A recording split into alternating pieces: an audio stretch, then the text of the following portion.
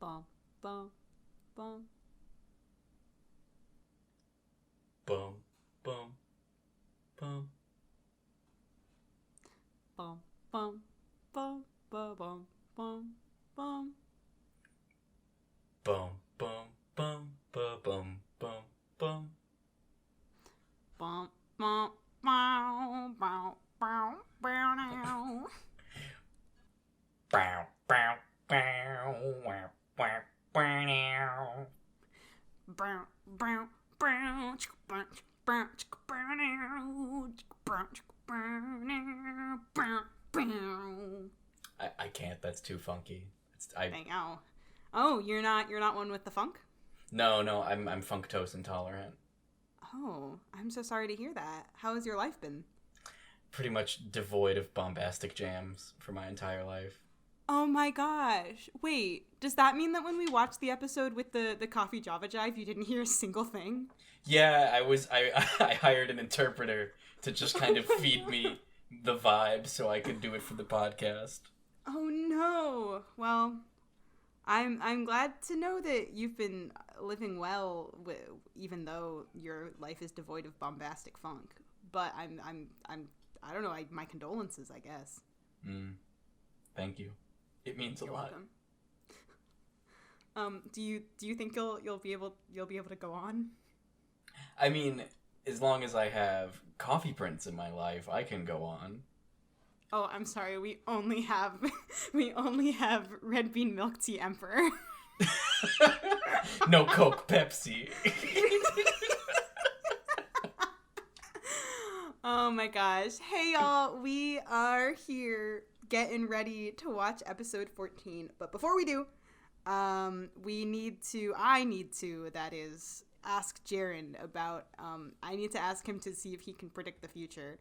Jaren, are you up to the task? Yeah, I'm gonna open up my third eye real quick and just knock this out. Okay. Be careful. I hear that the third eye is really funky. My body will project its own third eye. Oh no! This section of the podcast will just be replaced with one long sustained scream. Oh my god. Oh my god. Alright, just to realign ourselves while your third eye is opening, last time we watched episode 13. As we do, tend to watch the episode that comes before the episode we're watching right now in numerical order. I say this every time, and every time I think it's funny. I mean, I tend to agree. Chronology is great. Oh, man. But episode 13, obviously we're at the point, Han Gyul knows the secret, and they had to work through some stuff, and now they're finally together. So we're now together, and we're going to start seeing what that means. So, episode 14, what do you think's gonna go down? All right, my third eye is now fully open, and Excellent. it's seeing that the end of last episode was a very touching moment where they agreed to tell each other everything, even if it's upsetting or makes them angry, so they can work through it once it's all out in the open. So my third eye Sure, sees... that's not your first eye, because that was in the past. It's my rear view eye. I just got it installed. Sorry, continue. I shouldn't have interrupted your your prediction. The oracle needs quiet.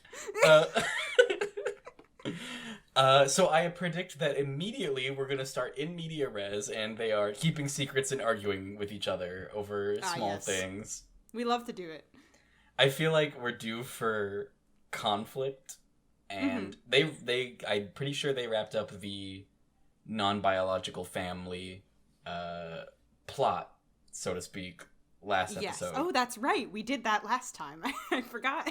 So I think maybe this is the start of, like, the closing of the gate, and we're going to get this episode resolution on Seung-gi, and resolution with CB and Eun, and, like, maybe Harim will have a character arc. Oh, yeah, that's right. We should maybe... He, like, hinted that he has, like, his own, cool, like, backstory, but we haven't really gotten into it at all. Yeah, I would love if, like, the last episode is almost entirely about him, and then we just get, like, a little bit of wrap-up. Alright, anyway, we're done with Eun Chan and Han Gyul. Let's move on to someone else.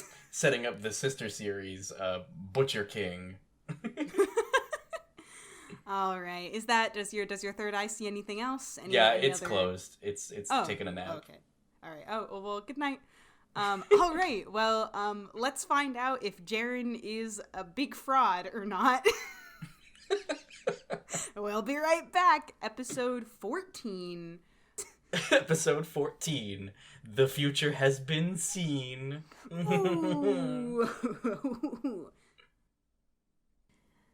Hi guys, I'm Kara, and I really like rom-coms. Hi guys, I'm Jaren, and I'm really into Magic the Gathering competitive EDH only. Oh my god, you know what we're both into? We both really like high ranks and hot boys. And yes. Yes, kiss already.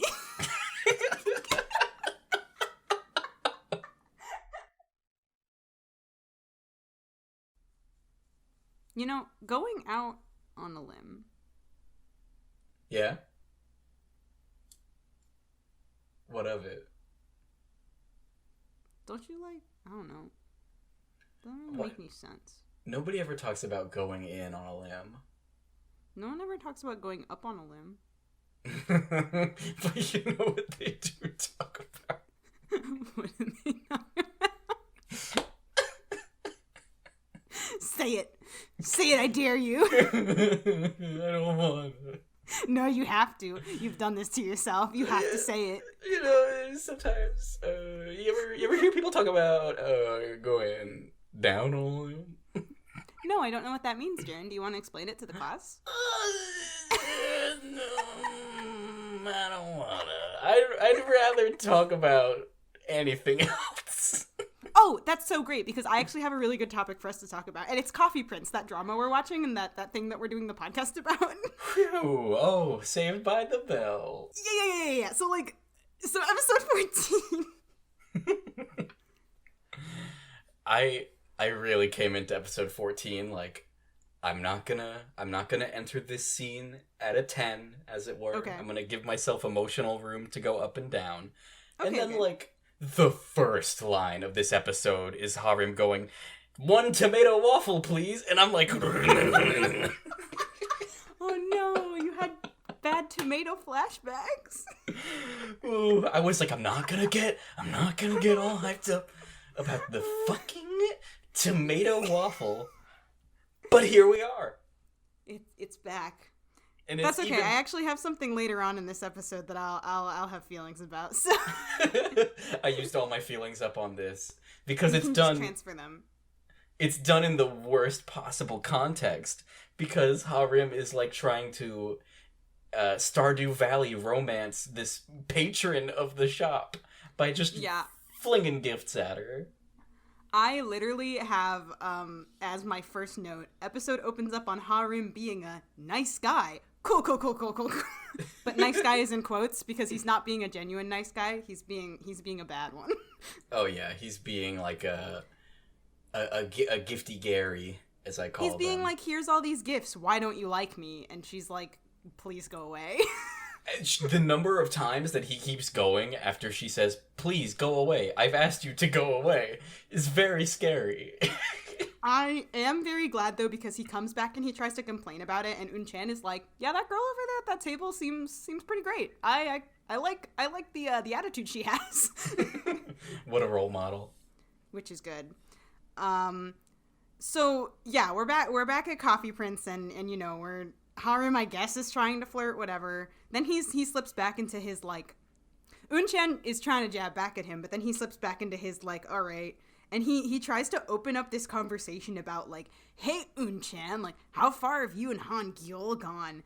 And CB has to manually pick him up and remove him from the situation, and it's extremely funny. It's like... Everybody knows the bridal carry and the fireman carry and the swing dance carries. He quite literally holds him the way that I would hold a basketball and just like walks him out of the building. It's so good. It's so like, we open up this episode and I was like, what was the point of this? And I think the point of this was so we could see CB pick Harim up and take him out of the room. Yeah.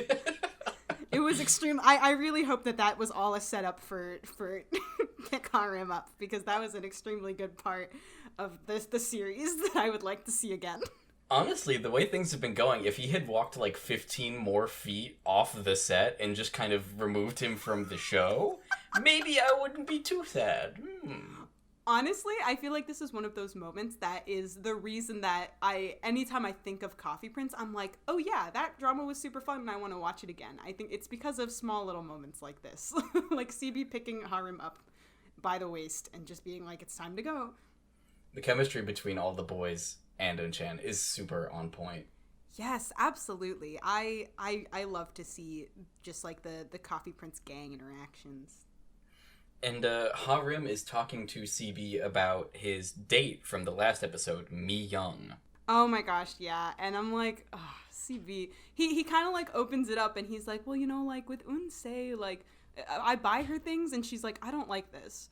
But Mi Young just keeps asking me to buy her more things. Like, I buy her a thing and then she wants another thing. And I'm like, CB, honey. CB. Weird specific things. A cell phone and a toe ring. It's like an alien trying to construct a device to, like, communicate with their home planet. Oh my gosh, we thought that she was just a gold digger, but actually, CB is dating an alien. Oh man, another spin-off for the books. Wow, that's so good. Write that down. Charlie Brown and the Girl from Out of Town. Oh my gosh. Yeah, they're talking about it, and of course, they maybe should have gone a little bit further, because very soon after, Eun Chan comes by, and she's like, I'm sorry, CB, are you saying out loud in daylight right now that you're cheating on my sister with another girl? Eun Chan's, like, she sees red. She lets him know, she's like, I will kill you on sight if you come within this many feet of my sister. On sight. Oh my god. And honestly, for me, the most impressive part of this scene is the fact that, for once, somebody mentions that there's customers in Coffee Prince, because Harim is like, guys, the customers are gonna hear you. And I'm like, oh really? The customers can actually hear in this restaurant? Because I didn't know that. Literally all of the service staff are outside yelling at each other while the store is open. And Mr. Hong and Seung-gi are just like cooking waffles and making coffee, and they're like, it's piling up on the counter. Oh my god. Yeah, everyone gives CB a good smack. And, CB needs a good smack, honestly. Yeah. I think he would learn from it. We should probably talk about how we actually feel about this development in the relationship. Yeah. Because, from my perspective, like, I didn't get the sense that Eun Chan and Eun were in, like, CB and Eun were in, like, an actual relationship, so it feels really weird to have it, like, called cheating, because I feel like at no point would Eun have said, yeah, that's my boyfriend. I do, yeah, they've been kind of vague about their relationship as a series, I guess to me it seems less like, oh, I'm in a relationship with this one person and I'm dating somebody else, and more like I am kind of like in this making romantic advances at this person, and we're kind of doing like a dating, courting, whatever thing, and then one person starts making romantic advances at another person, but there was no transparency in the situation about that's what was going on. And I think that's where the issue arises. You're absolutely right. Personally, for me, as a thing that's going on, I'm like, well, also, like, obviously, for the fun and for the drama and for the TV, we're gonna be like, you cheater, like, how dare you? But I guess if I look at it, like, objectively, I'm like, well, I could see where there would be issue, because there was, like, some kind of romantic situation happening, and one person obviously wasn't transparent about the fact that they are, like, engaging in other romantic things with other people.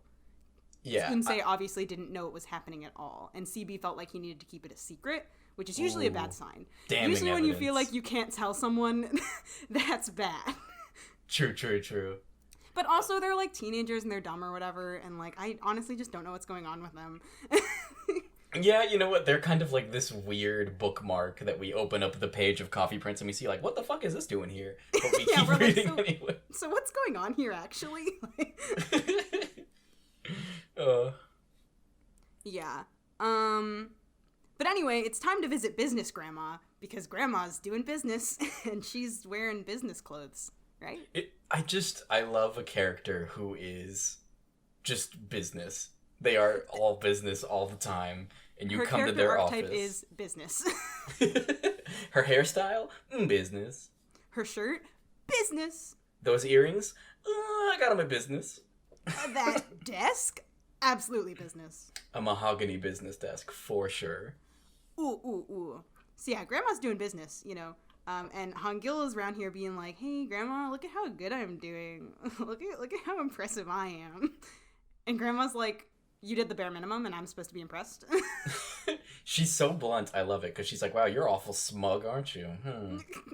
And then Han Gyul is like, "Can I give Grandma a big hug?" And she's like, "Absolutely not." And then Han Gyl's like, "I'm gonna give Grandma a hug." And she's like, "I hate every second of this," as she sits there and lets him hug her. Yeah, she's like smiling through the fake frustration. Oh man.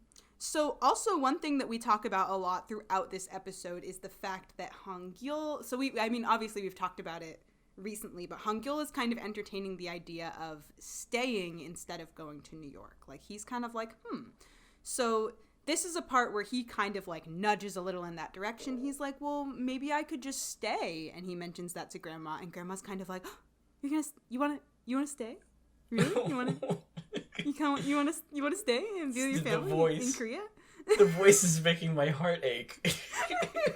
She does. She absolutely is like, I'm sorry, there's police sirens going on outside my house right now. They're coming to arrest you for being too fucking cute on recording. Oh no! Oh gosh, no. I plead innocent. I plead the fifth.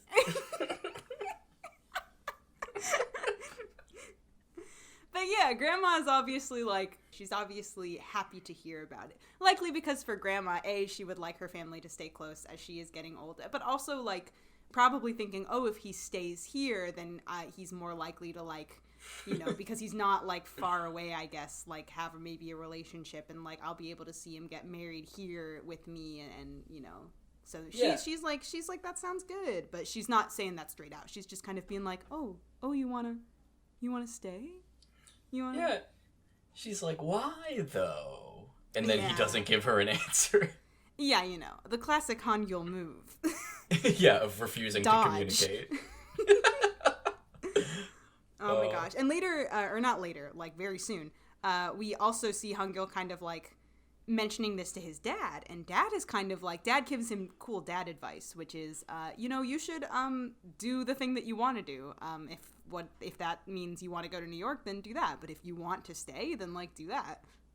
So I have a quite a bit to say about this scene because it really brought a lot of things into focus about their relationship that I've been wondering about for a while. Oh. So like for a lot of this, it's been mom and grandma are like the ones who love him, and like they're very cute towards him and he's very cute towards them. But the father relationship has always been sort of like tense.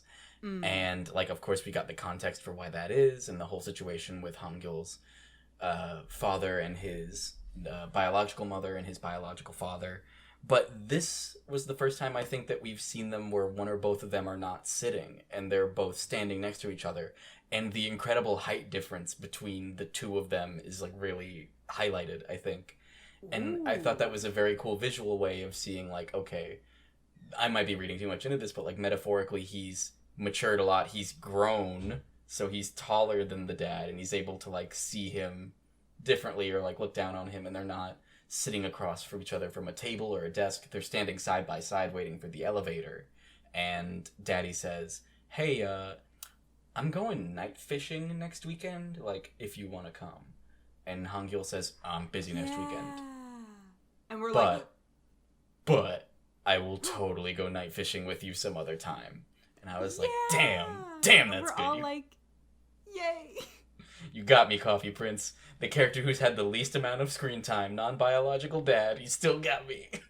He still got me. That's personally, I judge series heavily on whether or not characters that are not kind of like argued by the series constantly for me to care about. If I still care about them because of moments like that, I'm like, pretty good.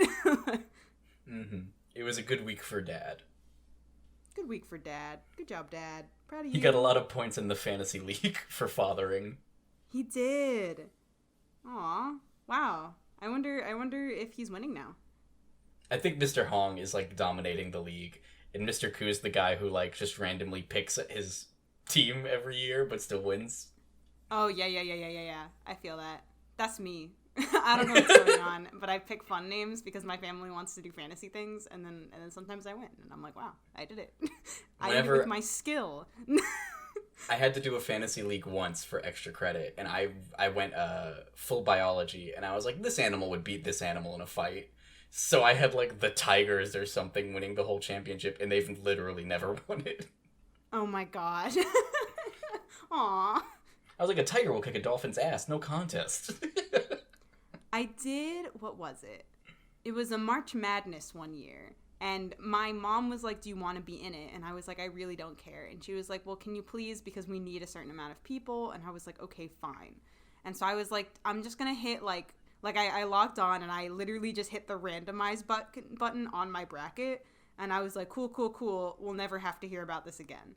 And then, like, all of a sudden, the final team was playing, or the final teams were playing, and I had no idea what was going on. All I knew is that I, like, looked up, and I noticed that one of the teams just so happened to be the team that I'm pretty sure my randomized bracket chose to win, and then they won, and I was like, wait a minute. Hold up. And I was the only one that had chosen them to win, too, and I was like, bruh. Oh, you won the House Cup that year. Yeah, I did.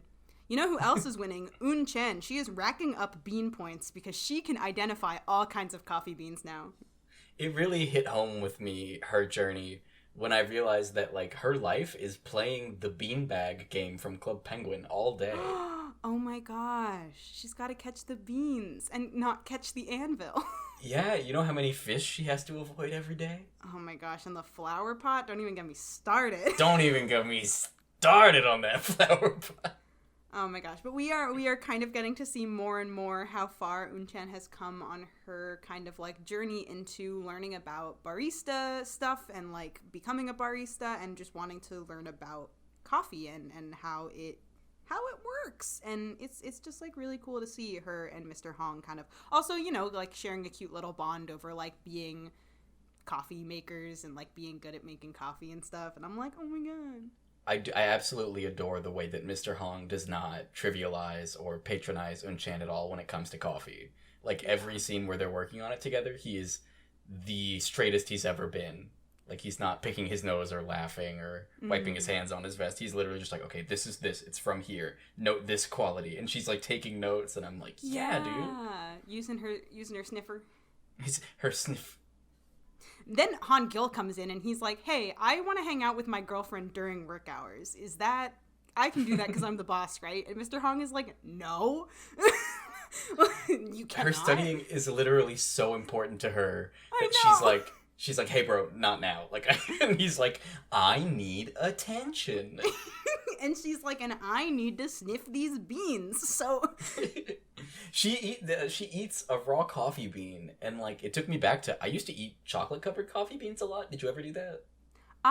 My mom liked them a lot, so they would be in the house and I would try them, but I wasn't like super into them. Like, they were fine. I can't imagine how bitter it must be to just like hork into one of those. Yeah, by itself, no coffee. Or not no coffee. Wait, hold on. I mixed up the wires. No chocolate? It's just you bite into an empty shell and it's just the X-Files theme plays. And then Han Gyul starts talking to Mr. Hong, and he brought this up a little bit with Grandma, but he's like, maybe we should open up like a second location. Like, what do you think? And Mr. Hong, like, very businesslike, is like, I'm stretched thin enough with this one store as it is. Like, who would you get to make the coffee up to my standards? Mm-hmm. Yeah, especially when we only have enough employees that all of them have to be on the clock every single day. You know, I've never thought about that at all. I'm sick. Maybe I'll call one of the other employees to take my shift. He's always working anyway. Oh no. Dude, what do they do when Sung-gi needs a day off to, like, stalk his ex-wife? They're just like, no waffles today. He just disappears and they're like, hey, where's Sung-gi? And he comes back and he's like sweating and like wearing his non-work clothes, and he was like, I was just in the bathroom. And everyone's like, okay. And then Phineas goes, oh, there you are, Seung-gi. Yeah. Oh, man. So there's a lot of franchise talk this episode. Yeah, I sure hope we don't get copyrighted. Anyway, enough about Coffee Prince. More important matters are at hand. Those important matters are Sweeper is on screen. Yeah, oh god, what a fucking gracious prelude to an awkward dinner that was. Ooh. I love Sweeper, and truly, I don't think anything could have prepared us for how awkward this dinner is going to be more than Han Gyul threatening Sweeper. Therefore, I'm officially canceling Han Gyul. He does need to be canceled. He's mean. He says stupid things to Sweeper, and he's like, "You better not hang out with my girlfriend. You're a boy dog. Don't hang out with my girlfriend." And then he does kind of like a and like holds up his hand, and I'm like, "You do not threaten the good boy. You do not." I love this like aspect of his character where he's almost 30 and he's had a crush on Yuju for like 10 years.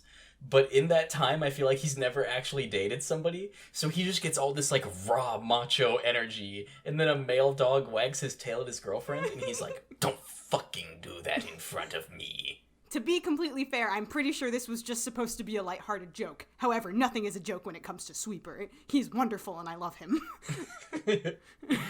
I love Sweeper. You know what I don't love? What would that be? Han Sung. And... You can't even say his name, can you? Oh god, it was like the mark of the beast. My tongue literally started convulsing. Han Sung and Yuju, they invite Han Gyul and Eun Chan over for dinner. And I'm like, oh, it's gonna be like a fun time, happy fun. Because it's time for the prophecy to come true. You could absolutely take the scenes of this dinner date and just recut them with different music and remove the dialogue, and it's a horror movie trailer for sure. Honestly, though, I will say we do get a scene of like Eun Chan and Han Sung kind of just like goofing around, and I was like, okay, I know that we had this whole like weird romantic thing and like this thing where he like kissed her and like it was weird and bad, but it was kind of nice to see them just kind of like being buddies, because they did technically start their relationship as just like friends. Like they were friends who would talk to each other about their feelings about these other parties that were not involved and stuff. And like, no matter how much I hated Han Sung, it was kind of nice to see Eun Chan like giggling around with a buddy. I do love to see in a television show a natural escalation followed by a healthy de-escalation in a relationship. Yeah. And then from that, we cut to Han Gil's first conversation with Yuju since she went missing, and he's kind of giving her some stank for it. Yeah. He's like, man, I'm glad I'm not Yuju's boyfriend. Can you imagine somebody who just runs off for like... And then she grabs a fucking knife. Yeah. She's like, what about it? Like, they have a really good... Like, as much as I'm hyping up the awkwardness of this, they have a great, sincere moment where she, like, acknowledges that, like, you didn't really love me, because if you did, you would have not cared about Han Sung's feelings at all, and you would have said something, but, like, you fell in love with Eun Chan even though you thought she was a guy. So, what does that tell you about your feelings for me? She says, be grateful to Eun Chan, and I thought that was, like... a very sincere feeling. It gave me a feeling of wellness. Yeah. I agree. But you know what did not give me a feeling of wellness was when we cut to them sitting at the dinner table, except only Eun Chan and Yuju are sitting at the dinner table. Han Gyul is like laying on a couch with a glass of wine in his hand, and Han Sung is like perched up like a bird on like something. I don't even know what. But I was like, is this a dinner party, or are y'all like, what's going on? Like, why? I wish I knew enough about like dynamics of anything to be able to talk about this scene, because I was like, are they like surveying the surroundings for potential predators? Is this full caveman instinct? Like, we must surround and protect our GFs while we dine. Except, okay, maybe Han Sung as he's like perched and ready to pounce, but Han Gyul is like laying on this couch that's like 3 feet away from the table where the wine and food should be, and he's just holding this glass of wine being like, yeah, that's right, this is where I'm gonna sit. And no one could say anything about it. I never felt more at one with a character than when Han Gyul was just lounging with his wine and like sort of doing like cute, like not bunny ears behind Eun Chan's head, but just like pointing her and being like, "Isn't she cute? Like, guys, she's so cute." Okay, yeah, that was incredibly adorable, and I loved it. And you know, it's kind of a shame because the next thing is that Han Sung and Yuju kind of start play arguing, I guess. But they use the words and feelings of a real argument, so Eun Chan gets uncomfortable. So we've seen them do this as an audience because this is kind of how their relationship was portrayed to us, which is like they get into serious emotional conflict, and instead of talking about it, they do this weird thing where they like talk about it like it's fine, even though we knew it wasn't fine. And Han Gyul knows about this because he knows them well and he knows how they function and he's had to witness it before. But Eun Chan does not know about this, and this poor girl is like, what is going on? I'm pretty sure I should leave. I don't know what I'm supposed to do in this situation. Yeah, there was like I could get like, oh, you know, we're just joking because like, haha, you kissed my boyfriend. Like, we all know about this. We're all friends here. But it like at one point they kind of literally pull out the scales of Anubis and a feather, and they're like, "Are y'all ready to see what our hearts weigh right now during this dinner?" And Han Gyul is just like drinking in the background, like, "Do it, I dare you." Yeah, and Eun Chan is just sitting there like, can we not? And she like makes a couple attempts to like stop it. She's like, okay, let's not fight anymore. Everybody cheers with your wine glasses. We're gonna be friends now. And they're like, ha ha ha ha. Anyway, and Han Sung turns to Yuju and he's like, I'm incredibly angry that Yuju keeps beating me in Smash, even though she's a freaking DK main. DK main. Yo, she is a DK main. Oh. She's like, every time I play Yuju in Smash, she plays as DK, and she makes DK pick me up and throw me off the map. And then Eun Chan turns directly towards the camera and goes, I play Kirby only. Yeah. Who do you think Han Gyul mains? Probably Captain Falcon. Yeah, you're so right. He absolutely does. He probably even says Falcon Punch, and then he, like, laughs. Oh, he probably thinks it's so cool, and he puts sunglasses on. Yeah. Who does Han Sung main? Who does Han Sung main? I feel like Han Sung probably pops around, you know? He hits that random. Yeah, oh my gosh, yeah, he's absolutely chaotic enough to be like, I'll just play whoever shows up on the screen. Much like you'll never know what he's mad about, you'll never know who he's playing that day. Yeah, but he's secretly hoping that it'll be Pikachu. Aww. I was gonna say Peach, but I think. Ooh, wait. Yeah, and Peach, but her cool goth palette where she's wearing the black dress. So after this god-awful dinner party, they cut to Mr. Hong's place, which it's criminal that we don't get to see these three boys just kind of palling around more. I know. And even more shocking, Sungi is just giving his backstory already in progress to them. Okay, so like I feel like when he starts out, he's like he's just kind of like spilling the tea, you know. He's like, oh yeah, like me and this girl and like whatever, and like I liked her, blah blah blah. And I'm like, okay, this is fun. And then it just gets really sad. He's like, yeah, her husband was abusive, and he also beat me up. And I'm like, wait. Yeah. Hold on. Can we? There's a couple interesting bits of information that I really enjoyed, which is Sungi is actually a second-generation waffle chef, because we learned that his father owned and operated a waffle store that this woman sort of turned up and worked for, and they knew each other for 3 years. A waffle prince, if you will. A waffle prince. And then the awful man comes up and beats the waffle prince, and Sungi does not fight back. Harim sort of is like, oh man, how did you lay him out? Like, you're a big, strong man. And he's like, he broke 3 of my ribs and 6 of my teeth. Oh, God. Which, Sungi. He must have a great dentist because his smile is still perfect after 6 broken teeth. Wow. And Harim kind of gets called out by Mr. Hong because he's like, you're jealous, aren't you, of like a long-term relationship and like Sung-gi's love that he's traveled and searched for this one person who he only really dated for 2 months. And Harim's like, nah, I don't want to have old or long term or couple. And then Hong hits him with the, don't you only date older women though? And I was like, yo, get his ass. Get his ass. I think I've headcanoned that Harim is a sugar baby. Like, rather than... He doesn't need to work at Coffee Prince. He just likes the attention. That's fair.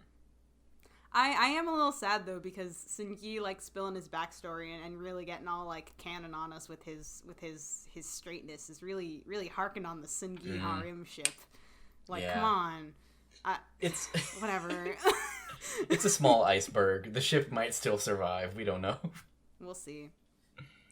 And then we get, like, my favorite moments in this show always happen when Han Gyul and Eun Chan are driving. And we get another one of those where they're explaining the situation with the play arguments, which I was glad, because I took it at face value. But he's like, no, that's how they are. That's how they operate. Like, sorry, you didn't know about them going in. Maybe then, I don't know, maybe it's because I've seen it so many times that, like, because throughout the series before this episode, they do show us Han Sung and Yuju kind of doing the same thing. So I guess to me, as someone who's seen it a lot, I was like, this is just them being them. And Han Gyul also, as someone who is friends with both of them and also related to one of them in a familial way, was like, this is just them being them. I didn't take it at face value at all because that's just what they do. In retrospect, like, actually thinking about it, I can recall a couple times where that was the case, where they sort of, like, joked to each other's faces about the very serious relationship problems affecting them.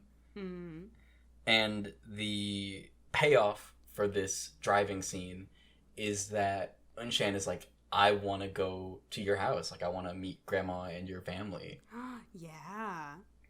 And I was so excited for this. I was like, this is going to be great. Like, they're going to be so stoked that Han Gyul has, like, found someone and that he's staying. Like, that's going to be amazing. And I rode that high straight into a wall because the very next scene is a positive pregnancy test. And I was like, please don't. And then it cuts back a little bit and we see that it's Yuju. And I'm like, oh no. What? You were sad? Bro, I think there's probably a recording of me on this show being like, oh god, please don't, like, let them have a child. Okay. So to be fair, I mean, like, yeah, this whole time I've been harking on Han Sung just as much as the rest of us. Like, I get it. But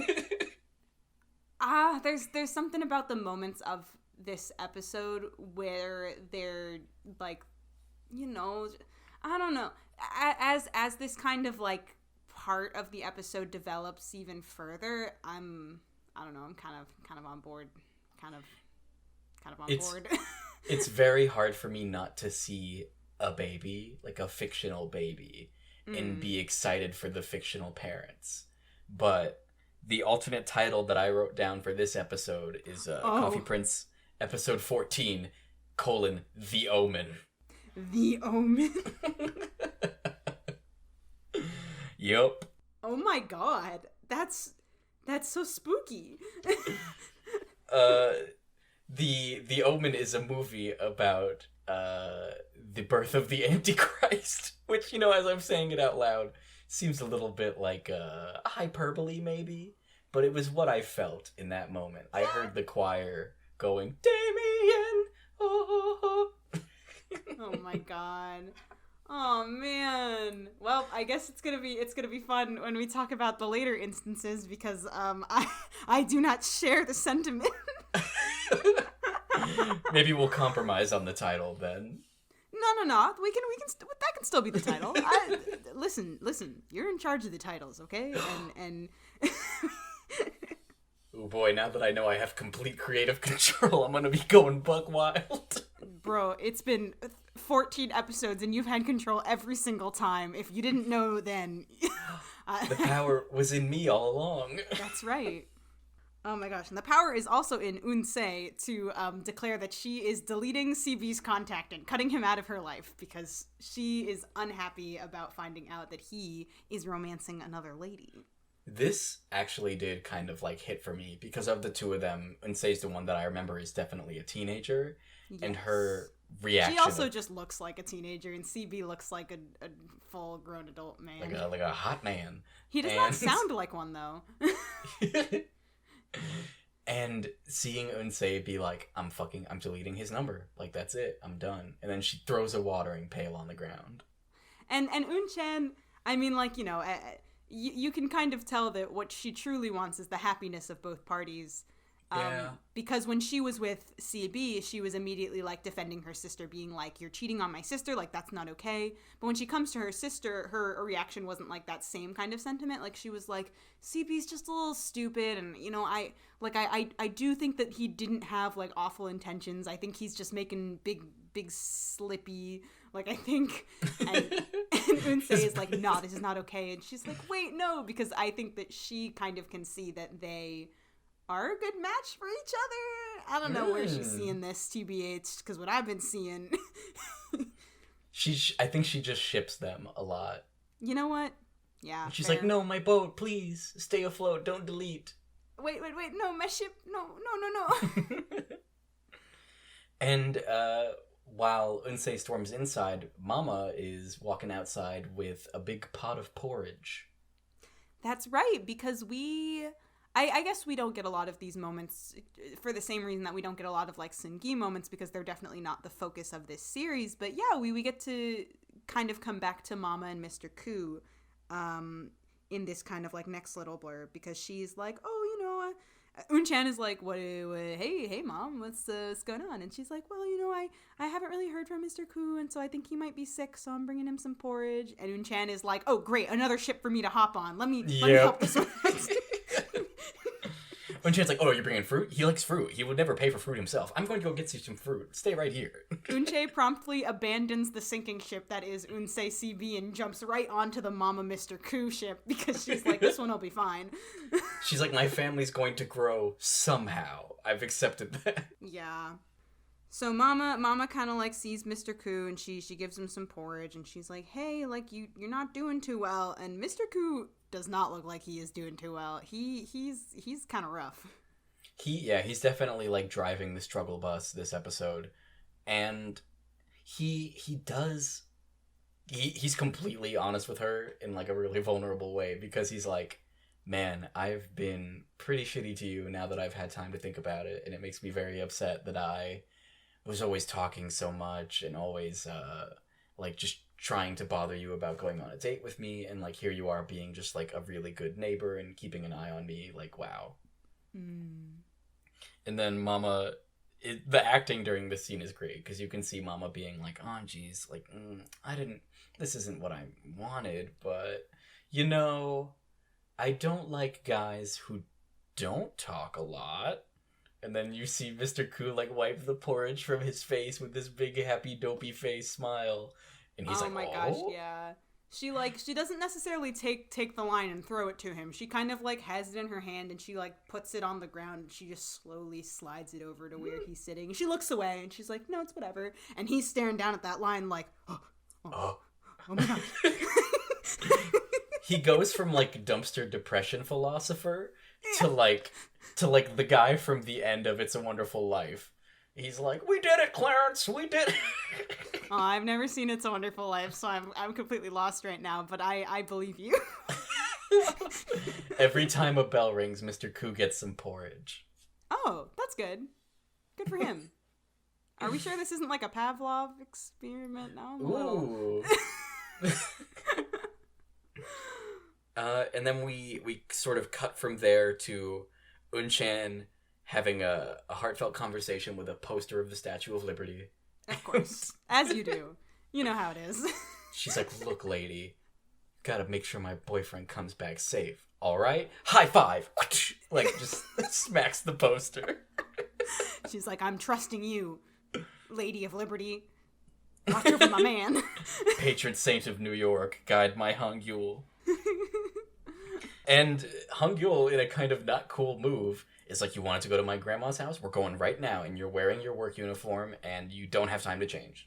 Oh my god, yeah. Eun Chan is like, yes, I want it, yes, but a little warning, please. Like, and he's like, what do you mean? Like, this is what you were wearing the last time you saw her? And Eun Chan is like, it's different now, Han Gyul, boyfriend, remember? Yeah. Oh, God. I had so much hope. And then immediately we put the salt with the pepper. They cut to Yuju and Han Sung sort of meeting up for lunch, but she's like, you know what? I'm not hungry. Fuck lunch. And I really feel like they imply that Han Sung had already ordered. Because he keeps looking over at the counter. He's like, I can't. Yuju. And then he just kind of has to, like, scramble out embarrassed. Yeah. He's like, I'm hungry. I need to, and then I have to go back to work. Yeah. Oh, that's the worst part. He gets like a call, and it's like his boss or whoever, or his coworker or something, and he's like, yeah, no, I'm gonna need 30 more minutes because he didn't get lunch. Oh. Meanwhile, Yuju sees a little, like, baby clothes and strollers and you know, baby stuff boutique, and she's like, oh my gosh, this is so cute, isn't it, Han Sung? And he's like, yeah, I gotta answer this. I gotta talk on the phone. And she's like, okay, well, I'm gonna go in and look at it, and you just meet me inside. And he's like, okay. God, and then we get the very, very cute moment of her, like, taking out her phone, and we see if she's texting him, and he sort of, like, gets off his phone call, and the phone vibrates, and he looks at it, and it's like, we're gonna be a family, with a picture of the ultrasound, and I know. I will admit, I was 100% on board for this cute moment. Like, yes. I did not want it to come, but, like, it came, and it was better than I thought it would be. Han Sung is so happy, and, like, I mean, okay, listen. I feel like I've been having to qualify it a lot lately, but, like, I love the Han Sung hate train, and I am not proposing that I'm going to get off it anytime soon. However, lately he's kind of had, like, you know, some moments where we've kind of, like, seen what he's thinking, and, like, I can't help but, or not, I shouldn't even say I can't help. Like, in this moment, I'm extremely genuinely happy for him, because you can tell that Yuju is happy, and you can tell that he is, like, ecstatic. He's, like, looking at her through the window, like, the biggest grin on his face, just looking at this ultrasound, looking up at her, and she's kind of, like, holding up, like, a little, like, baby doll prop mannequin from the store, and, like, waving it around, being like, baby. Yuju is so funny, because he's like, really? Really? Like, we're really having a kid? And she's like, shh, he's sleeping. I know. As much, awful emotional strife this couple has put me through, they do have some really freaking cute moments. I will completely unqualified agree with that. Yeah. But as the conductor of the official Han Sung hate train. Okay. Put your hat on. I have to say, this felt like one of those moments where we have a really clearly established villain, and just to, like, make him more gray, we're gonna staple a baby to him.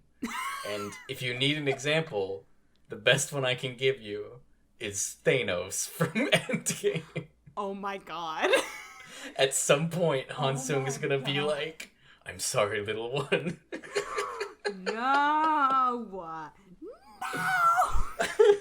It's fine. They won't need the Soul Stone because Eun Chan is the most powerful being in the Marvel Cinematic Universe. Yeah, that's true. And I'm pretty sure Han Sung does not possess the ability to snap. So... It's his weakness. He just can't snap. Yeah.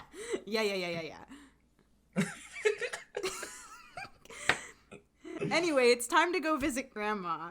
And we cut to, like, so Eun Chan, of course, did not get the chance to change. Han Gyul kept on his bet, or not bet. He kept on his promise, and he was like, nope, you're going in your work clothes. And then we cut to Eun Chan in her work clothes, and Grandma's kind of, like, chilling on the end of the bed. She's got, like, her socks on, you know, she's giving her shins a little massage. And Eun Chan is just, like, playing with all of the coffee things that she can find in the room. Just being a massive pest. Like,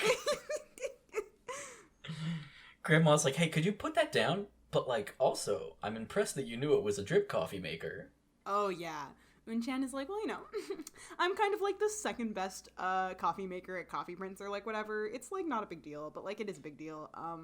And Grandma rightly says, yeah, but, like, there's one other guy there who makes the coffee. Yeah. You're second place out of a 2-person game.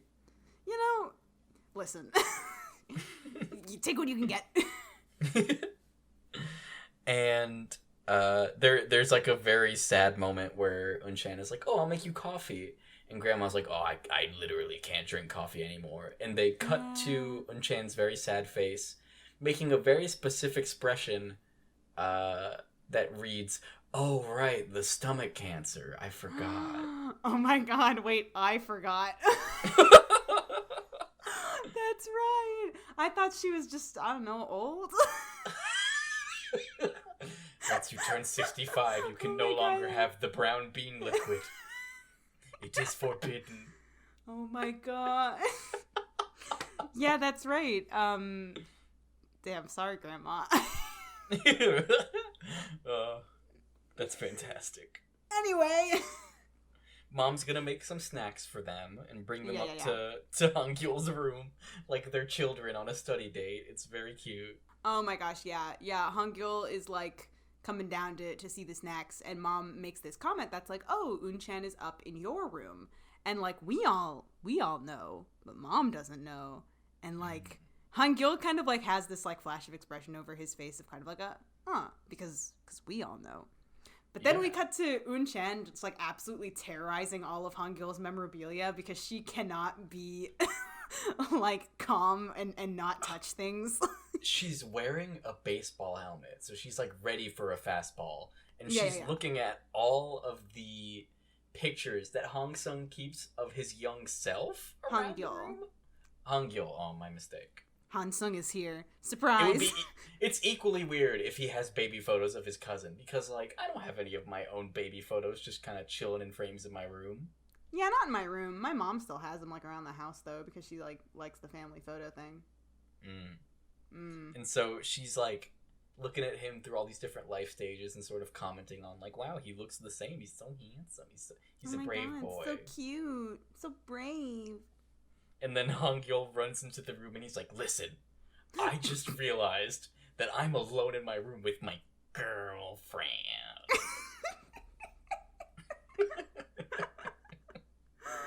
Oh my god. Like, Eun Chan literally tries to move past him on the bed, and then boom, his hand hits the wall. Cabedon, and she's Cabedon. And he's like, hey, baby, what is up? Right? Me and you were gonna... Like, she's like, maybe no, actually not. And then she's like, your mom and grandma are here. And he's like, that's what makes it fun. He says it like twice, just in case you wanted to like fool yourself into thinking you misheard it the first time. I know. He's like going full on in like he never had a chance to bring like his high school girlfriend up to his room, so he's like, this is my time. He's like, I'm about to turn 30. The clock is running out. I've got to do this thing. Gotta have one smooch in the childhood bedroom while my parents are here. And then Eun Chan kind of like arm bars his neck and like lays side by side with him. Oh my god, yeah. Because Han Gyul tries to do a thing that's like, we're gonna, and Eun Chan arm bars him and is like, you forget which one of us is stronger. I am the top. Oh man. It's really good. The other thing that struck me about Han Gyul's room, though, is he just has like American Psycho levels of lotion lined up on his vanity mirror, like in a sideways fashion. There's just like 4 or 5 different kinds of skincare product, and I'm like, boy, he's waking up every day at 6 a.m. and then applying all of those to get to work by 12. Except he doesn't usually live in his childhood bedroom. He has his own apartment. Then why? Oh, you're right. No, he wakes up. He left all his lotion at home, so he has to drive there. That's why he wakes up at 6. Oh my god. Well, good for him. Anyway, it's time. Yeah, I wrote The in time my has notes, come. the gender fuckery begins. So we go downstairs, and it's time for Eun Chan and Han Gyul and Grandma and Mom to all be sitting together and like talking, and they're just doing their cute thing, like when two people are in a new relationship or or slash in love, like you can tell, and you're just sitting across from them, and their eyes are like, and they're being cute and they're sassing each other, and then Grandma goes, "What the fuck is this that you've brought into my home?" She's like, if anyone didn't know you two, they would think you were dating. And Han Gyul, being like the only child that he is, starts trying to cute his way out of the situation by being like, "Oh, Grandma, you're so observant because Eun Chan and I are dating, and she's a girl." Yeah, and like the tension before the moment that Grandma goes, "Why would you joke about why would you joke about this boy being a girl? That's so mean." Is like, God. Oh no. Never in my wildest dreams did I think it would go this wrong this fast. But I remember so vividly watching this for the first time and thinking that, like, well, Grandma loved Eun Chan. Like, Eun Chan would come around and Eun Chan would be cool and everything would be fine. And they want Han Gyul to get married. So obviously they're going to be so happy that he's found someone and that she happens to be this person that they think is so great. Little did I know, Grandma was going to, like, blow up and absolutely hate this, and it's sad.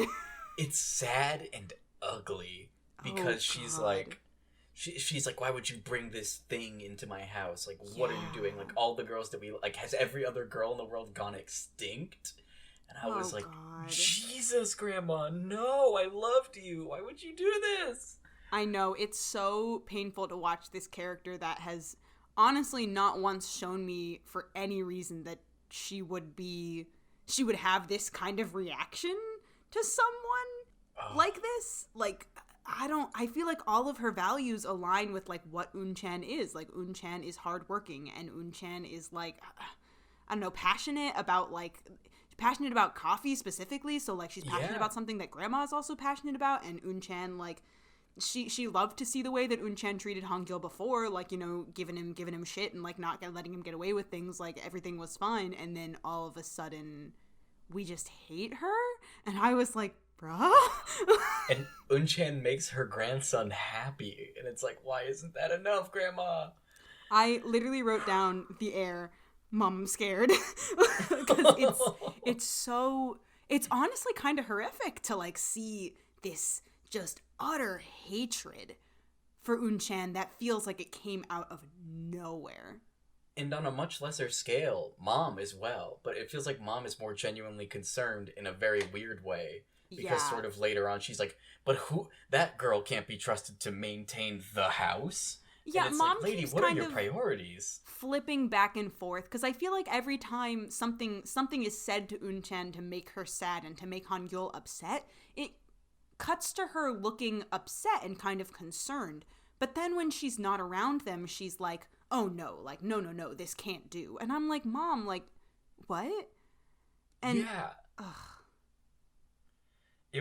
And then all credit in the world, all glory to Han Gyul, because he's like, "Are you hearing yourself? Like, you're calling my girlfriend a thing? Like, no matter how mad you are at me, like, you should never do that. That's really absurd of you." Yeah. And I was in that moment just really grateful that Han Gyul didn't like sit by and do nothing. Oh my God, yeah. I probably, I probably wouldn't have finished the show the first time if that's what it Wow. God. I mean, that might have been it for me, honestly, if he was just like, "You're absolutely right. Get her out of here." And then a butler descends from the sky and gives her the bumps rush. I guess, I mean, I say that it comes out of nowhere, but I guess they did hint at, like, they kind of hinted at, like, the whole, like, oh, grandma is looking for someone who's going to be able to take care of the home.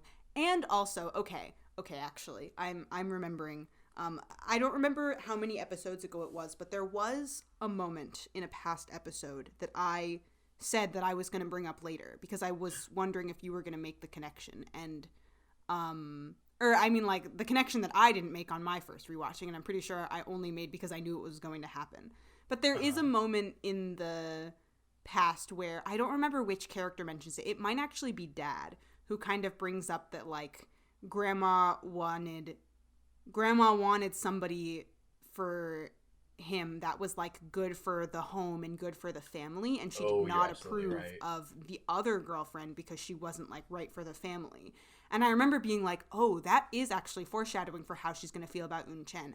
As out of nowhere as it feels like it is, technically, I guess they did kind of foreshadow it, but it wasn't really enough for me to be okay with it. Yeah, it would never have been enough for me to be okay with it, but... Or I shouldn't say okay with it. That wasn't really the wrong... Or that wasn't really the right... It wasn't enough for me to feel like... It wasn't enough for me to see it coming at all. Like... Very subtle. Yeah. And it also wasn't enough for me to, I guess, at any point think that Grandma had that kind of view. Like, any mention of it is made completely in passing, and is also made with kind of the idea that they're past that now and that doesn't matter anymore. So it's not enough for me to say, okay, you foreshadowed it. Because if I, as a viewer, didn't realize until I rewatched, like, the freaking, what is this? What rewatching am I on? Like, 5? Fifth time, then, like, that's not enough. I'm sorry. Sorry, Coffee Prince. You don't get your good boy points for your foreshadowing this week. Don't get your freaking good boy points. No. Han Gyul also during this scene sort of mentions to them, like, oh, I'm rethinking whether or not I'm going to go to New York. And you'd expect them to be happy about that, but they're kind of like, you're not going to New York because of this girl? What the fuck, Han Gyul? And it's like, dude, pick your side. I don't know what you want. I know. This whole thing is just so emotionally jarring. Like, I'm like, can we not just be... And I guess to the show's credit, and also to Jaren's credit, because Jaren, you did in past, not necessarily, I don't remember if it was a prediction or if it was kind of like a hope for the show, but you did say that you wanted to see them tackling issues together as a couple. And for once, the conflict is not between them. It's from an outside source, and they are facing it as a unit. Oh my god, you're right. I get my first good boy point. Here's your good boy point. You can cash it in at the arcade. We only have Smash, and you can only play as DK.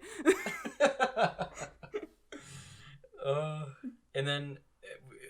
going back to them actually facing it as a couple, we cut to them walking on the streets, and it's a beautiful shot. I love the scenery of that scene. Yes. And they're sort of talking back and forth, and Eun Chan's like, wow, like, that's going too far, you said you were reconsidering America, like, wow. And he's like, no, that part was true. Like, I am very much reconsidering this. Yeah. It's very... They're kind of like having a little debrief moment about what just happened, and Han Gyul is playing up the, like, I can't believe, like, what the heck was that, like, Grandma, oh my god. And Eun Chan is kind of playing the side of just kind of like, well, I mean, like, I kind of expected it, like, this is how I look, and this is how I am, like, and hey, you can't win them all, and, like, stuff. And it's like, ugh. It's also just one of those times where it's like, man, if you had, like, let Eun Chan change.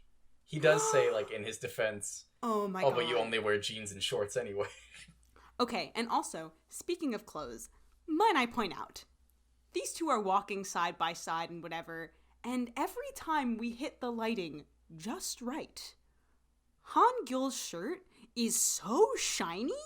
It's so fucking shiny. I'm like, what material is this shirt made of? Because it looks like plastic almost.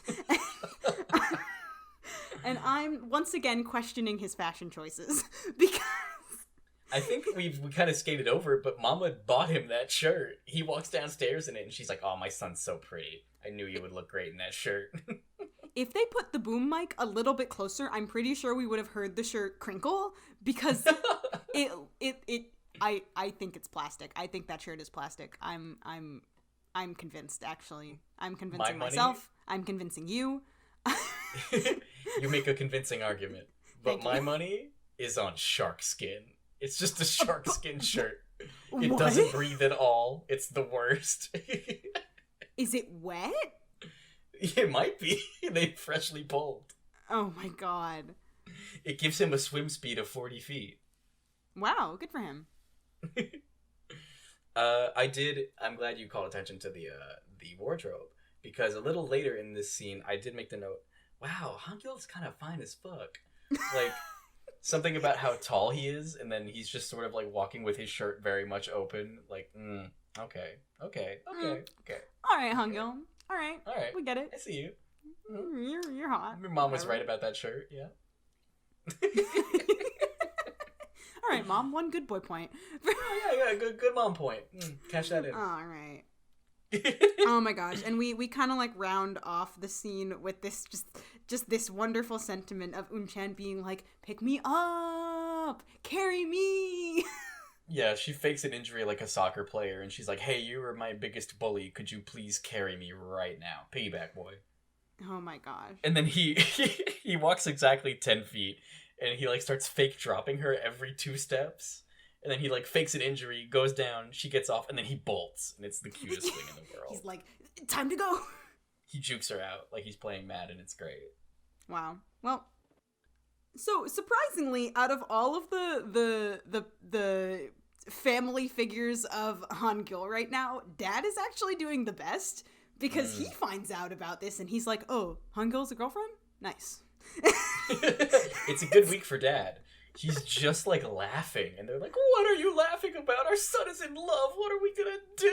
Oh my god. Mom is going on like a tirade, which I did not expect from her previous facial expression, but go off, Mom. She's like, when they look in their eyes, you can see that they love each other. And when they talk, it's very cute, and they finish each other's sentences, and they feed each other apples, and it's all wrong. I don't like it. And I'm like, lady. And her voice drops down 3 octaves, and her eyes turn red. Yeah, and then hyper-realistic blood. Oh no. This coffee prince that I bought at a yard sale is haunted. Oh my god. Meanwhile, Eun Chan is back home, and she's doing this, like, incredibly spot-on impersonation of a fancy rich person. Very much so, yes. She's kind of, like, thinking about, like, oh, man, like, she brings out the dress that she wore to, the art gallery that she went to with Han Sung, and she's kind of, like, holding it up to her, and she's like, maybe if I had worn something like this, it would have gone better. And then she kind of stands there, and she does this voice that's like, oh, hello, yes, I would like some tea.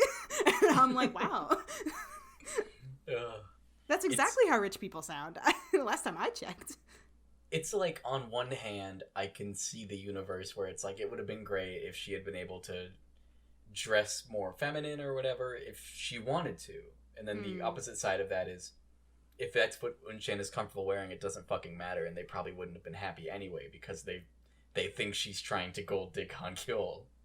Yeah, but, like, I mean, also, though, even though Eun Chan, like, is like, you know, comfortable in the cool, like, androgyny clothes, and, like, that's kind of her staple, we have been shown that she does enjoy dressing feminine and kind of dressing up. And not necessarily everything that comes with it, because she's like, heels, hard to walk in, like, short skirt. But, you know, when she has those moments where she does dress up, she does absolutely, like, kind of look in the mirror and be like, this is kind of fun to be like this version of myself sometimes. And so I don't want to, like, immediately write off the her wanting to maybe have presented a little more feminine, just for the sake of, like, because obviously I don't think that she should have had to get more accepted, and I don't think if she had, she would have been more accepted, just because they did meet the version of her that they obviously dislike. But also, I just don't want to write off that side of her completely, because it's obviously one that she does enjoy, and that she does, like, accept, and that she wants to explore. You're right.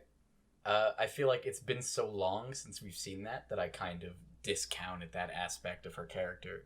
That's true. We don't see it often. Yeah. It's nice to, though, because she's happy in both sides, and I love that for her. I love that for her. Get you a Chan that can do both. Get you Eun Chan that can do both. And then, like, we cut to this scene that, like, you've talked before about moments that you, like, remember from this show. And, yes. like, I was watching this and I felt it happen. It was super weird, but I was like, oh, fuck. Oh. this looks amazing. I'm actually gonna remember this for a long time.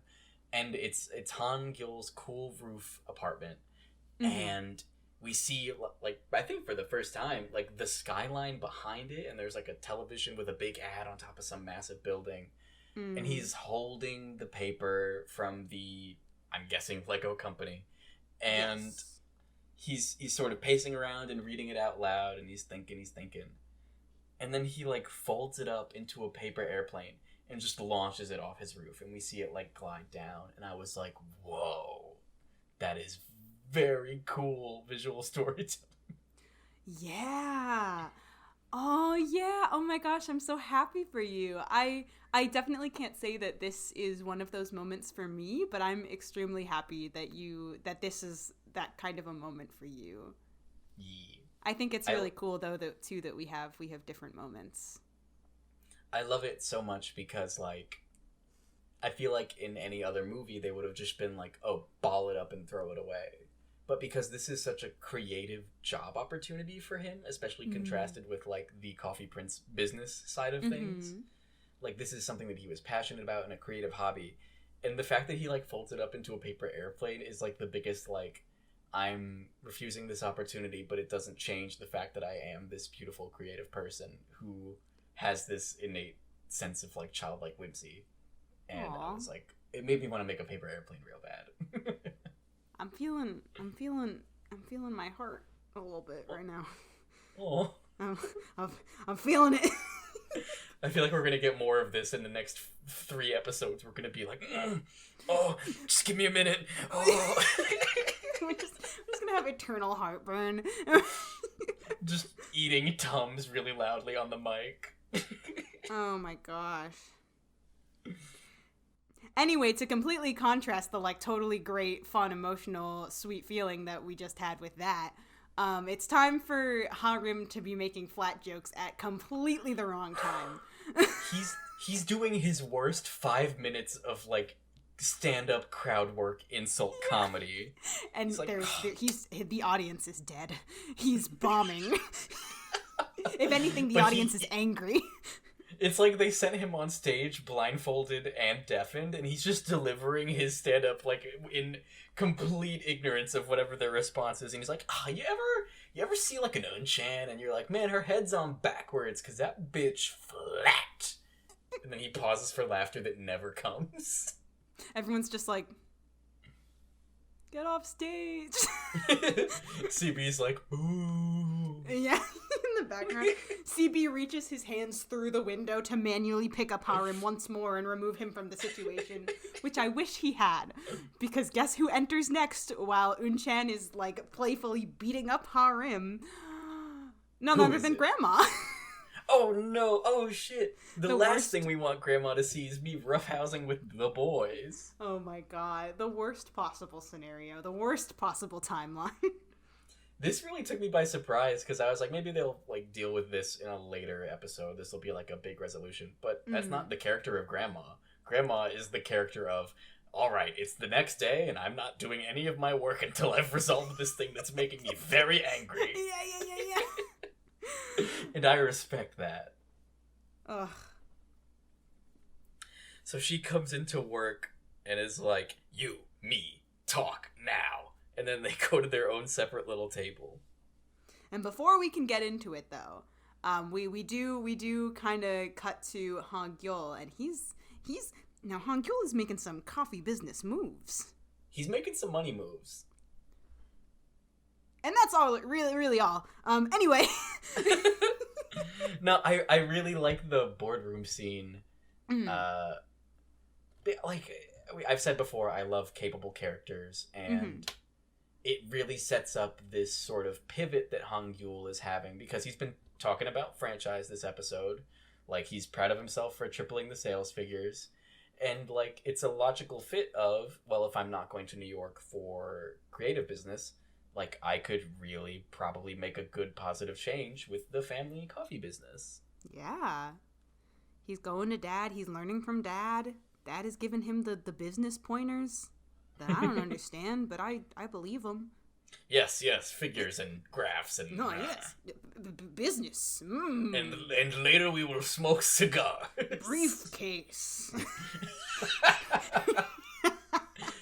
Brown shoe, black belt. PowerPoint. Pit stains. Aw, well, wear some deodorant. Anyway, we've had a lot of tough things. So now it's time to glance back at the super happy thing that's happening this episode, and that is Han Sung staring at this ultrasound and being perhaps the happiest I have ever seen him, and I think he ever will be. I was very glad for him because he's just looking at this thing and being like, oh, it's got like my nose and my tiny arms and legs. And I was like, bro, what are you on about? He's like, he looks just like me. He has my glasses. How did he do that? They're gone. But have you ever been given an ultrasound to look at? Yes, I have looked at an ultrasound. And were you able to identify what the baby was in all of the noise? No, I was not. See, that's what really grinds my gears about this scene. Is because I'm an older brother type. I've seen no less than 3 different ultrasounds of my own family members, and been like, bro, there's nothing here. Like, what are you pointing at? It changes every time. Okay, but to be fair, that's exactly what Yuju does. She leans over and she's like, that thing is like, what, like 5 centimeters long right now? Like, what are you on about? It's like those magic eye pictures. Like, I've never been able to get them. I've tried unfocusing my eyes. I've tried looking at them through plastic wrap. It just doesn't work. Oh, man. I don't think I've actually ever been able to make those work either. I haven't seen many of them. I think I've only seen like 1 or 2, but I just remember being like, what is this? And then continuing on with my life. It's broken. It's useless to me. It's broken. It's useless. Get it out of my sight. Me at like, what, 6? And then we get into some real shit real quick because Han Sung is like, you know what? Maybe, like, do you think we should get married before our child arrives on this earth? Oh my gosh. Yeah, he's like, listen. So, one day, I'm gonna be there, and kid's gonna come up to me, and they're gonna be like, hey, Dad, why do I have to spend 3 days at your house and 3 days at Mom's house? Why don't you guys live together? And he's like, and you know exactly what I'm gonna tell my son? Go ask your mom. I don't know. And Yuju is like, stop it. And he's like, but that's exactly what's happening. I don't know. I need to know from Mom. It was really good. Like, that was the most excellent setup payoff joke I've seen in this show, I think. Of him being God. Like, go ask your mother. And even though that's like a cool, like weird, kind of heavy thing that we're playing off, as we do, because we're Han Sung and Yuju, the extremely good thing happens next where he's like holding his hands out and like sitting cross-legged, being like doing like a shrug, and Yuju kind of pushes him over and he just springs back up in the exact same position. And he does this like 3 times. And it sort of ends with her like tackling him to the bed, and it's like, oh, they're so cute and in love. But we didn't say anything about getting married, did we? No, we did not. We did not make any promises. We never do. Can you imagine? That scene ends for us, but like after that, like he just has to get out of bed and be like, I'm gonna make eggs. Do you want eggs? And like they just decided to ignore that conversation. That's probably what they do every time. They do this thing where they are like, ha ha ha ha ha, but they're actually like glaring at each other, and then they just pretend it didn't happen. We fight, we break up, I make eggs, we make up. Oh my god. So anyway, now that we've had that like little break that was kind of good, but also kind of like, what? We need to go back to Coffee Prince and address the matter at hand, which is Eun Chan is about to get roasted harder than these beans. Grilled like a sausage by these matriarchs. All of the boys are like, oh my god, like terrified for her. They're like, bro, what is going on? Like, what's gonna happen? Like, poor Eun Chan.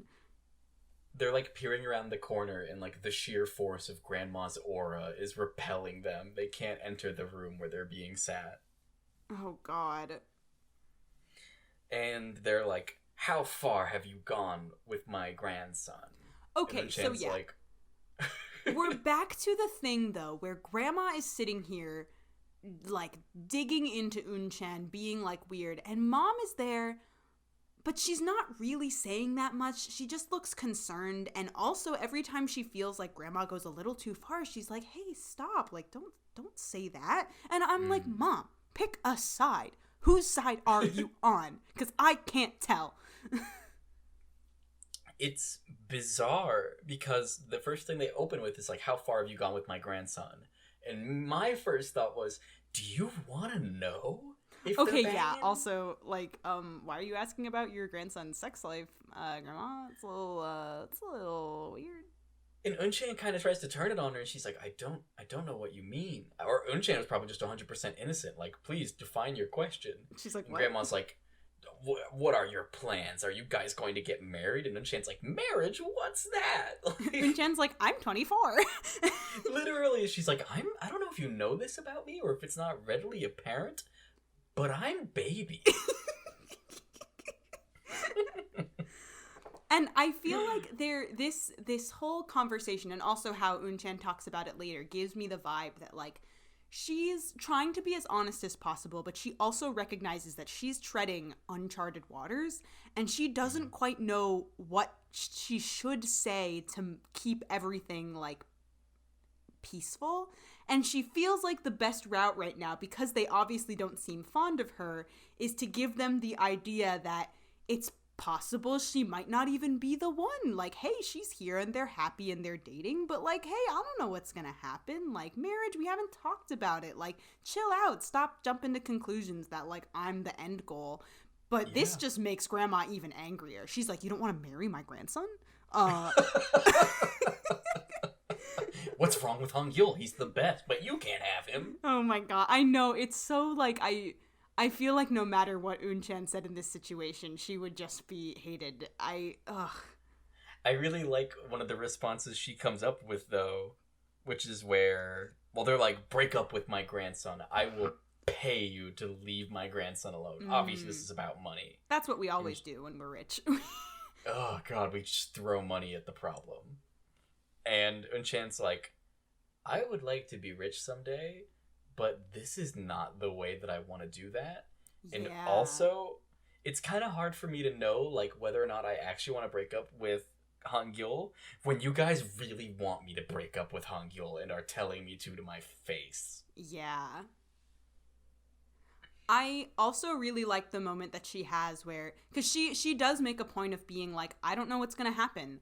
Marriage, haven't even thought about it. We might not be together in a month. He's leaving to go to New York probably. Like, I don't know what's gonna happen. But then she says, but me, right now, as I am in this relationship right now, I would not break up with him. I'm not breaking up with him today. I'm not breaking up with him in an hour. I'm not breaking up with him right now. I love him. And I was like, ooh, let's go. Was good shit. Fucking put him in their places. And then Han Gyul shows up and he pulls the, excuse me, this is my workplace, and I would like... you to stop. He's like, did somebody want to speak to a manager? And then he comes in and he's like posing. Also, not to forget, this is also Eun Chan's workplace. So, like, true. What are we doing? We can workplace harass anybody. We own the parent company. Yeah. Anyway, so we all go upstairs to have a more conversation. Han Gyul comes in with the WWE tag out, and he's like, I've got this, Eun Chan. And then he takes them to the top rope upstairs, and they sit down to have, like, another very, very good conversation in terms of, like, hearing what Han Gyul's honest feelings are. Or at least I assume he's being honest to his grandma. Yeah, I hope so. He says something that I vibe with. I fuck with this quote, man. Like, I'm gonna be using it. I feel it. He says, I like her to death. And I'm like, bro, that's so good. I know. I'm like, Han Gyul. And they're like, so you like her? You're gonna stay here for her? And he's like, let me explain something to you real quick. I don't base all my decisions based off of what the girl in my life likes. This is a reason of many. And then he goes on to be like, my grandmother who is sick, I would love to be here for her and see her more often. My mother who loves me very much and cooks great food, I would love to be able to eat more of it. Like, staying here is good. Okay, yeah, because he breaks the news to them where he's like, I've decided that I'm not going to New York. And they immediately pounce on him with the, oh yeah, because the girl. And he's like, okay. Hold on. And then he, launches into explanation. But yeah, I did kind of like that the way that the information was presented was not like, I'm staying here to be, or not that he would have said I'm staying here to be with her, but she wasn't like the focus of the conversation when he brought it up. He just kind of was like, hey, I'm not going to New York. And they were like, what? Why? And he was like, thought you'd be happy about this. And they were like, is it because of the girl? And he was like, all right, let's not. Jesus Christ. He's a bigger man than I am, because I feel like he had touche. He's a bigger man than I am because he had an ace in his hole. Oh wait, no, he had a big bomb in his back pocket that he could have just blown away their whole argument with, which was, hey, do you guys remember like 3 or 4 in-universe days ago when you kind of revealed to me that I am not actually biologically related to you? Oh my god. I lived my entire life believing that I was the product of an affair that my father had because you guys waited so long to tell me. They would have had to get up and leave. Oh my god, he literally had the ultimate final move, and he didn't use it. He kept the sword in the sheath, the madman. He was like, I can win this battle with another way. And he with did, facts honestly. And reason. He sends them packing out the Coffee Prince. He's like, get out of my workplace. This is done, final. And we get this cool, like, zoom in on Grandma's face, like, and like a cut to Eun Chan and then a cut to Grandma's face just being incredibly angry. And we're like, uh-oh. Yeah. Eun Chan looked like so disheveled and upset when Grandma's giving her the stink eye. I was like, I got real mad at Grandma. I was like, I don't care that you're old and that you're suffering because you're being a dick. That's where I draw the line, homie. Ugh. Anyway, back to baby talk. Hansung, baby, excited. However, Yuju has a mom, remember? Yeah. Forgot about that one. But yeah, Yuju has this mom and she's like not talking to her or whatever. And like, just want to remind the audience of that.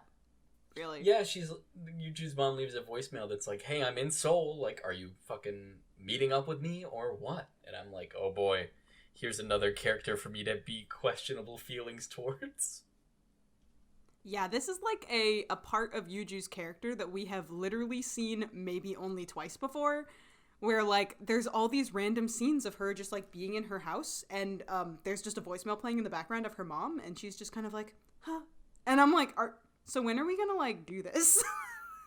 And then intercut with that, we get the thing that raises the most questions for me this episode, which is Han Sung is sort of like listening to kind of a baby music remix, and I'm like, oh, this is cute. Like he made a song for baby. He got excited and he did what he does for work.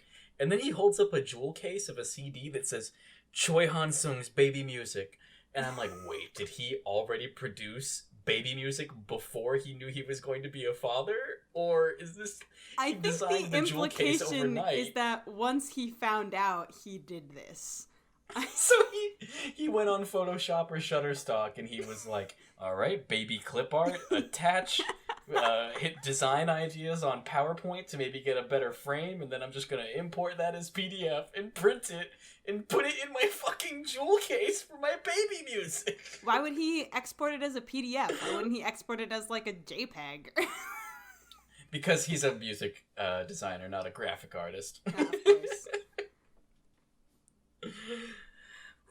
Anyway, I know we were watching Coffee Prince, but really quick we have to cut to this other drama that is CB and Eun Chan just like filming their own drama on the sidelines. It was so wild, and it made me a little bit angry at CB because he's like trying to be a player. He's honestly, I'm angry at both of them because we have this extremely weird scene that feels like it's gonna be like a dream sequence, and we're gonna cut to somebody waking up, probably like CB being like, my angel, oh no, I can't lose her or something, where Eun-se is standing here in this like outfit, and she's got like this white top on, and her hair is like clipped back, and she just looks very like like, you know, like think about someone going and that's how Eun-se looks. And CB a plaintive sigh. Yeah. CB is standing in front of her, and she's like doing this voice where she's just kind of like, you know, I just wanted to see you one last time. And CB is like, well, here I am. And she's like, yeah. And they like have this conversation where like CB is like trying to be a player, and I'm like, CB, stop it. And you see him have the conversation with himself where he has the gut instinct, and then he reminds himself of Harim's teachings and is like, no, players don't do that. Here's what I gotta do. Yeah. And then he goes out there and immediately he breaks. He's like, I'm gonna be cool. And then she's like, well, I guess this is it. Goodbye. And then he tries to like cut off her escape, and he's like, well, wait, like, what do you mean, like, goodbye? Yeah. Then she freaking, okay. So like, I mean, like, I've seen this before, but also just like the way that this was going, I was like, nah, there's no way she's serious. And of course she proves to us that she was not serious. So as angry as I am at CB for like deciding that he needs to be a player, I can chalk that up to CB being dumb and feeling like Harim is the complete answer to how boys act. Yeah. But Eun-se does this whole like freaking act where she's like, oh my gosh, guess I'm never gonna see you ever again. This is the last time. I just wanted to see your face one last time before I go. And she like jumps up and like kisses him, and then she walks off, and CB is like holding his mouth like, oh my god. And as she walks away, she goes, got him, or like something along the lines of that. And I'm literally like, that. Eun-se, you manipulative little shit. She kisses him, and then he starts like sobbing so bad, I thought he got the hiccups. He was like, he did get the hiccups. That wasn't him sobbing. That was him hiccuping. He was getting hiccups because he got kissed by this girl that he's in love with, and he was like, I don't know what to do. I can't breathe anymore. Meanwhile, Eun-se is being the gremlin that she is, being like, thought you could forget about me. We'll see. And I'm like, what? That's not allowed. He was like, I'm a player, and then 10 seconds later it gets played like a goddamn fiddle by Eun-se. Oh my god. Which I guess oh my god. Okay. I have to remind myself every time that this is like the side dumb high schoolers comedic relief pairing or whatever. But oh my god. It's beautiful. And then, speaking of really beautiful, we cut to Seung-gi and Eun Chan sort of looking at like home decor magazines. Yeah. And the dialogue between them sort of hints that Seung-gi is getting Eun Chan's opinion, picking out something for the child, because Eun Chan's like, well, you said he's quiet, right? Like, maybe he'll like this. And he's like, oh, I guess you are a girl after all. Yeah. But the really important thing in this scene is that Seung-gi's got a lot of buttons undone. Oh my god, I wrote this down too. I was like, okay, also, Seung-gi's shirt is like, it's not just unbuttoned, it's unbuttoned. It's like 4 buttons unbuttoned. It's undone, and his so am I. His titties are out. I was like, they probably gave him pasties, because like that, I was looking in that shirt being like, what?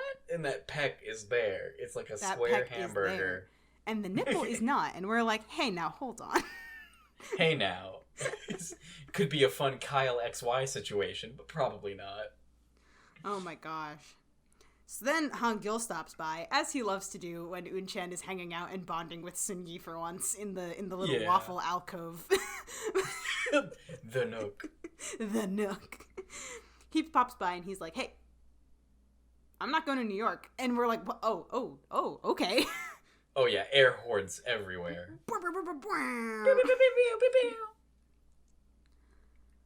And she kind of immediately starts squeezing his face. Just kind of like gentle pressure to the cheeks. Yeah. And then Harim comes by and he's like, can you two stop being a happy couple? And they're like, oh, you want a happy couple? Watch this. And then they start doing like over-exaggerated kissing where like Eun Chan is waving her hands around being like, oh my god. And we freeze frame on this like he dips her down. And they're just big laughing. dip. Big dip. Dipper. Not a little dipper, a big dipper. That was a big dipper. I'm talking Ursa Major. Pew, pew, pew, pew, Ursa Major. And that is where we end episode 14. Yup. Ugh. Wow. Wowee. You know, honestly, this episode did throw some shit at us, but I feel like we've gone through a lot, and this episode just being able to see Eun Chan and Han Gyul's interactions and have them all be positive and all be genuine was just so nice. Yeah, I mean, this was probably one of the episodes that if I was going to like rewatch this show, I don't normally rewatch them in sequence. I usually pick and choose episodes. Really? I feel like this would probably be one that I rewatch because it's sort of on the upswing aside from the Unse and CB plots. But even then, arguably, like if either or both of them decides to move on, it might be the upswing of their arc. Yeah. But this was just like a good vibes. Like we get Mr. Koo pulled from the depths of depression. Seung-gi is like shopping for this child and like opening up to his friends. Yeah. And Grandma is not happy, but you get the impression by the end of the episode that no matter what Grandma thinks, it's not going to fuck with their relationship at all because they're united. That's true. And I don't know, I guess another partaker of Coffee Prince could give Grandma the benefit of the doubt and be like, she's only doing what she thinks is best for her grandson, but I'm sorry, Grandma is being an utter dick, and I just cannot condone any of her actions, no matter what good place they may come from. Yeah, dude, it's a real road to hell situation. God, that outburst she has is just like, you're like, whoa, whoa, whoa. Oh my god. Not a fun moment. Not a highlight. Coffee Prince episode 15. My grandson deserves a queen. Oh man. Well, I guess that's all we've got for you today. Thank you so much for listening. Thank you so much for partaking in this journey with us, as always. And we will see you next time for episode 15. Bye.